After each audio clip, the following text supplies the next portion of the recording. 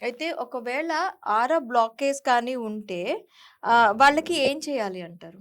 అదే ఇప్పుడు ఎవరికైనా సరే ప్రాబ్లమ్ వస్తే మా హ్మ్. దగ్గరకొస్తే ఈ బ్లాకేజీని సరి చేస్తాం. ఎట్లా అంటే మా దగ్గర ఉన్న ఈ స్కానర్ తోటి చెక్ చేసి హ్మ్. వాళ్ళకి ఎక్కడ బ్లాకేజ్ ఉంది, ఏ చక్రం బ్లాక్ అయింది, హ్మ్.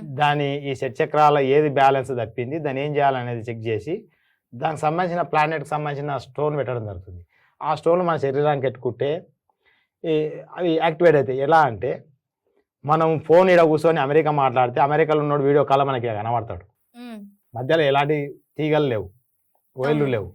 అలానే సూర్యరశ్మికెళ్ళి ఎనర్జీ మన శరీరానికి పాస్ అయితుంటది ఎప్పుడు 24 అవర్స్. ఓకే. రాత్రి పండుకున్నా వస్తుంటదది. అయితే దానికి మధ్యన సంధానకర్త ఎవరు? ఈ ప్లానెట్స్. అయితే ఇదేం చేస్తాయి యాంటీనా లాగా సూర్యరశ్మికెళ్ళొచ్చే కిరణాలు లాక్కుంటది. హ్మ్. ఈ ఈ గ్రహానికి సంబంధించిన కిరణాలు లాగి మన శరీరానికి ఇచ్చేస్తది. హ్మ్. అది ఈ శరీరాల్లోకెళ్ళి లోపలికి పోయి మనకి ఎక్కడైతే ఆర్గాన్ గాని, చక్రం గాని ప్రాబ్లమ్ ఉందో దానికి అందిస్తది. అప్పుడు అది బూస్టింగ్ అయ్యి మన ఆరా బ్లాకేజ్ ఎళ్ళిపోతది. ఓకే. తెలవక ఈ స్టోన్‌లు ఉత్తయి అనుకుంటారు అందరు జనాలు. ఈ హ్మ్. స్టోన్‌లు పెట్టుకున్నందుకు ఆర్గాన్స్ మంచిగా అయితాయి, చర్చకే బ్యాలెన్స్ అయితాయి, మన పనులు బాగా అయితాయి, మన ఆరా బూస్ట్ అయితది.